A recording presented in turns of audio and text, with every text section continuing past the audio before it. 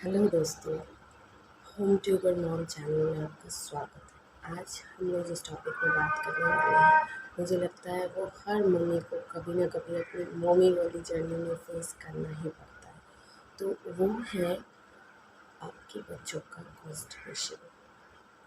Constipation बच्चे बड़े सबको होते ही रहते हैं, लेकिन जो बच्चों में कॉन्स्टिपेशन होती है वो थोड़ा चिंता की बात हो जाती है, क्योंकि बच्चे बहुत नाजुक होते हैं और वो ज़्यादा दर्द को नहीं सह पाएंगे। तो उस सिचुएशन में मम्मी को क्या करना चाहिए, और कुछ चीज़ें पता ना होने की वजह से मम्मियाँ कैसे सफ़र करती हैं, आज हम लोग उसके बारे में बात करेंगे। चलिए जानते हैं कि ये कॉन्स्टिपेशन एक्चुअली होते क्यों हैं। कॉन्स्टिपेशन जब तक आपका बच्चा दूध पी रहा होता है, आपका बेबी न्यू बॉर्न होता है, उसमें कॉन्स्टिपेशन होना थोड़ा कम होता है। लेकिन अगर आपका बेबी आफ्टर 6 मंथ, जब आप उसका फीडिंग छुड़ा रहे हो या फिर आप उसका सॉलिड स्टार्ट कर रहे हो, तब ज़्यादातर बच्चों में कॉन्स्टिपेशन की दिक्कत आ जाती है। तो हम जानने की कोशिश करते हैं कि ये कॉन्स्टिपेशन एक्चुअली होते क्यों है। तो जब आप सबसे पहली बार उसको सॉलिड स्टार्ट कर रहे हो रहे हैं, तो उसे सॉलिड की आदत नहीं होती है, तो वो सॉलिड के साथ एडजस्ट करने की कोशिश कर रहा होता है। तो उसकी वजह से उसका जो है, उसका जो अभी छोटा सा स्टमक है, जो छोटा सा इंटेस्टाइन्स है, वो सब अभी खाना के लिए बना मतलब अभी तक वो सिर्फ दूध उसमें जा रहा था, तो उसको लिक्विड की आदत है। और अभी अचानक से हम उसे एक सॉलिड फूड दे रहे हैं, तो उसे उस चीज़ की आदत नहीं होती है। तो आदत डालने में जो थोड़े बहुत टाइम लग जाते हैं, उसी में बच्चों को कॉन्स्टिपेशन हो जाता है। और जो न्यू मॉम है वो इस बात को लेके बहुत चिंता में आ जाते हैं कि मेरे बच्चे को कॉन्स्टिपेशन हो गया है, कि क्या करना चाहिए। क्योंकि कुछ माँओं को तो पता भी नहीं होता है कि एक्चुअली कॉन्स्टिपेशन हो गया है बच्चों में, तो उसको क्या करना चाहिए और क्या करने से वो जल्दी से जल्दी ठीक हो जाएगी। जैसे मेरे बेटे के हिसाब से अगर मैं बताऊँ, तो मेरे बेटे फुल्ली बीएम बेबी है, मतलब वो ब्रेस्ट फीडिंग बेबी है पहले ही दिन से। तो जब उसका 6 महीने के बाद मैंने उसका सॉलिड स्टार्ट किया था, तो सबसे पहले मैंने उसका जो सॉलिड स्टार्ट किया था वो था दाल का पानी। दाल का पानी में ढेर सारा प्रोटीन्स होते हैं, और ये दाल का जो पानी है, अभी तक उसको दूध पी रहा होता है, तो उसको लिक्विड की ही आदत होती है। तो आप अगर दाल का पानी से उसका स्टार्टिंग करते हैं, तो उसको उसका दाल का प्रोटीन भी उसको मिलेगा, और साथ ही साथ उसको उसके इंटेस्टाइन, उसके स्टमक, उसके लिवर को जो लिक्विड की आदत है, वो लिक्विड भी मिल जाएगा। तो इसलिए मैंने बेबी का सबसे पहला स्टार्टिंग किया था दाल का पानी से। और जब भी आप कोई खाना स्टार्ट करें, तो कोशिश करें कि उसको हमेशा दिन में देने का, क्योंकि रात में अगर आप कोई खाना इंट्रोड्यूस करते हो और अगर रात बेबी उसको पचा नहीं पाता, तो रात भर वो रोता रहेगा, दिक्कत होगी। और सबसे ज़्यादा दिक्कत तो मम्मियों को ही होगी, क्योंकि वो रात भर रोएगा तो आप ही को सोने नहीं देगा, पूरे घर को सर पे कर लेगा। तो कोई भी खाना अगर आप पहली बार इंट्रोड्यूस कर रहे हैं, तो उसको सुबह के टाइम पे दीजिए या फिर दोपहर तक उसको दे दीजिए। आफ्टर लंच उसको और कोई भी खाना इंट्रोड्यूस मत कीजिए। ये था। और दूसरी बात कि अगर जब आपका बेबी कोई भी खाना स्टार्ट कर रहे हैं, उसका वो खाने का जो टाइम है, मतलब अगर आप उसका दाल का पानी सबसे पहले स्टार्ट कर रहे हैं, तो वो दाल का पानी कम से कम उसको 1 हफ़्ते तक दीजिए। कोई भी खाना अगर आप उसमें इंट्रोड्यूस करना चाह रहे हैं, तो उसको सबसे पहले वो खाना 1 हफ़्ते तक कंटिन्यू देते रहिए। 1 हफ़्ते के बाद उसे बंद कर दीजिए और देखिए कि बच्चे में क्या चेंजेस आ रहे हैं। कि हो सकता है कि 1 हफ़्ता वो उस चीज़ को खाने के बाद उसमें कुछ एलर्जी आ रहे हैं, या फिर उसको उस चीज़ की आदत नहीं हो रही है, या फिर उसको उससे एसिडिटी हो रही है, गैस की दिक्कत हो रही है। तो क्या दिक्कत आ रही है, आप उसको 1 हफ़्ते देने के बाद ही समझ जाएँगे कि उसमें क्या-क्या दिक्कत आ रही है। तो अगर आप देख रहे हैं कि जो भी खाना आप उसको दे रहे हैं, वो 1 हफ़्ते देने के बाद वो उसको ईज़िली डाइजेस्ट कर ले रहा है, तब आप उसको कंटिन्यू कर सकते हैं। तो आइए जानते हैं कि हम ऐसा कौन सा खाना बेबी को दें ताकि उसको कॉन्स्टिपेशन का दिक्कत ना हो। जैसे मेरे बच्चे को आज तक कभी कॉन्स्टिपेशन का दिक्कत नहीं हुआ है, तो मैं चाहती हूँ कि हर बच्चे को ये दिक्कत कभी ना हो, क्योंकि ये बहुत दर्ददायक होता है और माँ अपने बच्चे को दर्द में नहीं देख सकती। तो मैं जैसे करती हूँ कि आप अपने बच्चे का वाटर इनटेक सही रखें। जैसे जब बेबी सबसे पहले सॉलिड स्टार्ट कर रहा होता है तो उसको पानी की ज़रूरत बहुत कम होती है, लेकिन फिर भी ऐसा नहीं कि कुछ बच्चे होते हैं कि पानी पीना ही नहीं चाहते हैं उस वक्त, क्योंकि उन्हें पानी का टेस्ट पता नहीं होता है। तो वो क्या करते हैं कि पानी को अवॉइड करते हैं, पानी पीना नहीं चाहते हैं या फिर मुंह में डालने से उसको फू फू करके फेंक देते हैं। ऐसे बहुत सी आदत होती है, बहुत सी काम करते हैं बच्चे। तो आपको उससे डरना नहीं है। आपको ज़रूरत पड़े तो आप उसको 1 चम्मच करके भी उसको इंट्रोड्यूस कीजिए। कभी-कभी आपको उसको बदल-बदल के जिसमें आप उसको पानी पिला रहे हैं, वो चीज़ को बदल के लाइक कभी ग्लास में दीजिए, कभी कटोरी में दीजिए, कभी चम्मच से उसको दीजिए, कभी आप उसको ऐसे नॉर्मल हम लोग जिससे पीते हैं उसमें दे सकते हैं, कभी उसको सिपर बॉटल में दे सकते हैं, फीडिंग बॉटल में दे सकते हैं, ताकि उसको उस चीज़ के ऊपर एक अम, मतलब उसपे कुछ उसको कुछ इंटरेस्टिंग सा लगे कि नहीं, हाँ, इसमें क्या है पता करते हैं। बच्चे में ये चीज़ ही सबसे ज़्यादा होती है कि वो हर चीज़ को पता करने की कोशिश करते हैं कि ये क्या है, वो क्या है।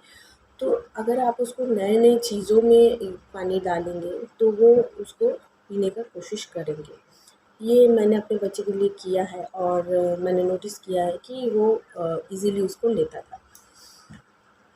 और दूसरी चीज़ आप क्या कर सकते हैं कि पानी की जगह कुछ बच्चे पानी नहीं पीते हैं। मतलब उनको पानी का टेस्ट तो पता नहीं होता है और पानी उनको पीना अच्छा भी नहीं लगता। तो वो क्या करते हैं, पानी नहीं अब पीना ही चाहते हैं, पानी देने से रोने लगते हैं या फिर उसको फेंक देते हैं। तो उस सिचुएशन में आप क्या कर सकते हैं, ताल मिश्री को इंट्रोड्यूस कर सकते हैं बच्चे को। पानी में ताल मिश्री को भिगो के आप वो पानी बच्चे को दे सकते हैं। ताल मिश्री में है जो ढेर सारे प्रोटीन्स और न्यूट्रिएंट्स होते हैं, वो बेबी के लिए बहुत अच्छा होता है। वो बेबी के पेट को भी ठंडा रखता है और जो गैस की प्रॉब्लम्स होती है उसको भी बहुत बहुत नहीं होने देता है उसको भी। और ताल मिश्री जो है कि वो एक नेचुरल चीज़ है।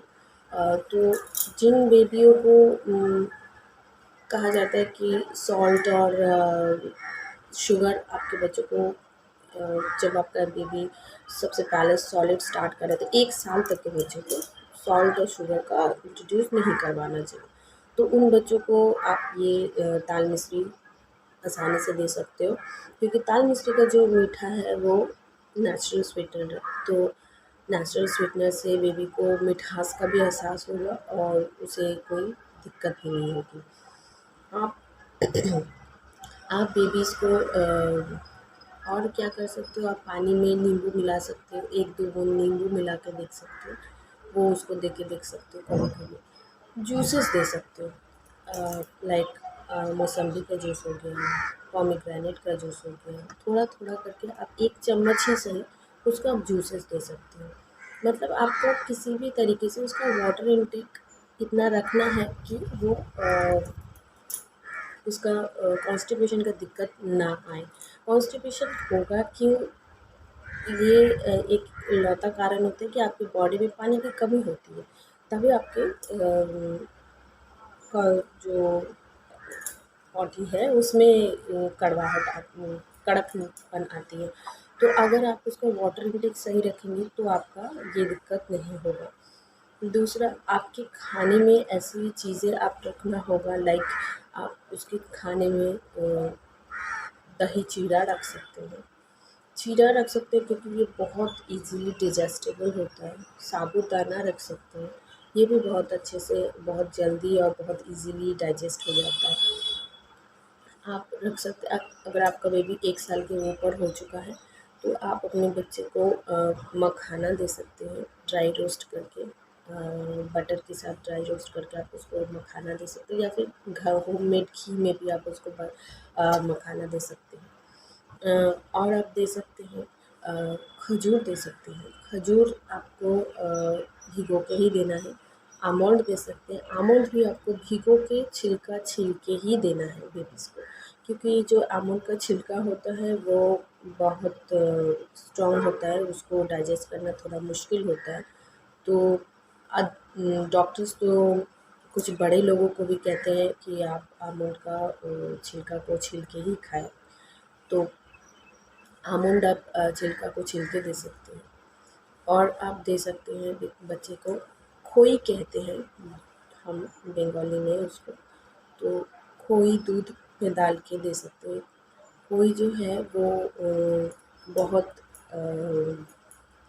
कॉन्स्टिपेशन को बिल्कुल नहीं होने देता है, और बहुत इफ़ेक्टिव है इस चीज़ में कि आप बच्चे को दे सकते हैं। फ्रूट्स के भीतर अगर आप बच्चे को देना चाहें तो आप बच्चे को प्रूने दे सकते हैं। प्रूने जो है वो थोड़ा खट्टा मीठा टेस्ट होता है इसका, तो मेरे बेटे को बहुत पसंद है ये, वो इसको अचार कहता है। तो वो अचार, मैं उस अचार की तरह ही उसको पकड़ा देती थी, तो वो उसको चाट-चाट के खा लेता है। तो आप बच्चे को ये दे सकते हो। इससे बेबी का विटामिन सी का भी जो इंटेक होना चाहिए वो भी बच्चे को मिल जाता है, और साथ ही साथ आपका कॉन्स्टिपेशन वाला दिक्कत का भी निजात हो जाता है। और अगर आपका बेबी थोड़ा बड़ा हो गया है, मतलब अभी वो सॉलिड खाने लगे हैं, 2 साल से ज़्यादा का बड़ा बच्चा है अगर आपका, तो आप अपने बच्चे को खाने में ज़्यादा से ज़्यादा फाइबर का ऐड करने का कोशिश कीजिए। जानती हूँ कि बच्चे फाइबर, सब्ज़ी ये सब खाना बिल्कुल पसंद नहीं करते, यहाँ तक कि हम बड़ों को भी पसंद नहीं है। हमें भी तो चिकन मटन कितने टेस्टी लगते हैं। तो आप हम मम्मीज़ को ढूँढना होगा कि हम बच्चे को कैसे फाइबर ज़्यादा से ज़्यादा दे सकते हैं। तो आप पालक के पराठे बना सकते हो, आप मेथी के पराठे बना सकते हो, गाजर के पराठे बना सकते हो, टमाटर के पराठे बना सकते हो, आलू के पराठे बना सकते हो। ऐसे तरीके से आप उसको खिलाओ कि उसको पता भी ना चले कि वो क्या खा रहा है, क्योंकि वो इतना टेस्टी होना चाहिए कि वो पता ही ना कर पाए कि वो क्या खाया। लेकिन आपका काम हो जाए कि आपका फाइबर का जो इंटेक होना चाहिए उसको, वो उसको मिल जाए। तो ये सारे आप कर सकते हो। आप उसके खाने में सॉलिड जैसे बनाना हो गया, बनाना दे सकते हो, जो बड़े बच्चे के लिए बनाना दे सकते हो। उसके दूध में छुहारा डाल के आप उसको डाल के दे सकते हो। जो बच्चे दूध नहीं पीना चाहते उनके लिए फिर से मैं वही कहूँगी कि आपको थोड़ी मेहनत करनी होगी। तो आप बच्चे को घर में बना के काजू का मेयोनीज़ दे सकती हो, जिसको वो इतना क्रीमी और इतना टेस्टी होता है कि मुझे खुद भी वो बहुत पसंद है खाना। तो जैसे कि बाहर के मेयोनीज़ और पैकेज्ड फूड्स में आप इतने फैट्स और इतने सैचुरेटेड फैट्स होते हैं कि आपको वो बेबी को देना सही नहीं लगता है। तो उस सिचुएशन में मैं बोलूँगी कि आपको थोड़ी मेहनत करनी होगी। आपको रात को काजू को भिगो के गर्म पानी में भिगो के रख देना होगा, या फिर 4-5 घंटे के लिए भी आप काजू को गर्म पानी में भिगो के छोड़ देना होगा, और बस उसको मिक्सर में डाल के आपको एक स्मूथ सा पेस्ट बना लेना होगा। और बिलीव मी, ये इतना टेस्टी होता है कि बच्चों को पता भी नहीं चलता है कि ये मेयोनीज़ नहीं है, ये चीज़ नहीं है। वो चाट के खाते हैं, माँग के खाते हैं। तो इससे भी आपका क्या होगा कि आपका फाइबर का इंटेक तो उसका हो गया, लेकिन उसे पता भी नहीं चला। और आप क्या कर सकते हो कि बनाना का पैनकेक बना के दे सकते हो। मेरे बेटे को तो बनाना पैनकेक बहुत पसंद है। मैं जब भी वो खाना को लेके नखरा करता है, मैं उसे एक बनाना और थोड़ा दूध, एक अंडा और थोड़ा-सा सिनेमन पाउडर डाल के उसको मैं बड़े की तरह छोटे-छोटे बड़े की तरह मैं उसको बना के देती हूँ। तो वो उसको हाथ में ही पकड़ लेता है, और उसमें केले का मिठास होता है, तो आपको उसमें अलग से मिठास ऐड करने की भी ज़रूरत नहीं होती है, और वो बहुत टेस्टी होता है। मैं उसको होममेड घी में उसको फ्राई करके देती हूँ, आप चाहो तो उसको बटर में भी फ्राई करके दे सकते हो। वो बहुत टेस्टी होता है, बच्चे उसको भी बहुत अच्छे से खाते हैं। आप चाहो तो इसमें कुछ ड्राई फ्रूट्स ऐड कर सकते हो, अगर आपका बेबी थोड़ा बड़ा है तो आप इसमें थोड़ा ड्राई फ्रूट्स ऐड कर सकते हो, कोई भी ड्राई फ्रूट्स आपको जो पसंदीदा लगे, किशमिश, काजू, पिस्ता, अखरोट, जो आपको सही लगे आप ऐड कर सकते हो। तो ऐसे आपको ये अगर करते हो तो वो भी बच्चे बहुत चाट-चाट के खाते हैं। तो मतलब आपको करना ये है बेसिकली कि आपको बेबी का जो वाटर इनटेक उसको सही रखना है और खाने में ढेर सारा उसका फाइबर होना चाहिए, इस बात का आपको ध्यान रखना है। अगर ये दोनों चीज़ अगर उसका सही रहेगा तो उसको कभी भी कॉन्स्टिपेशन का दिक्कत नहीं होगा। और एक चीज़ जो बच्चों को कॉन्स्टिपेशन का दिक्कत हो सकती है, रीज़न हो सकता है, वो है बेबी का कम सोना।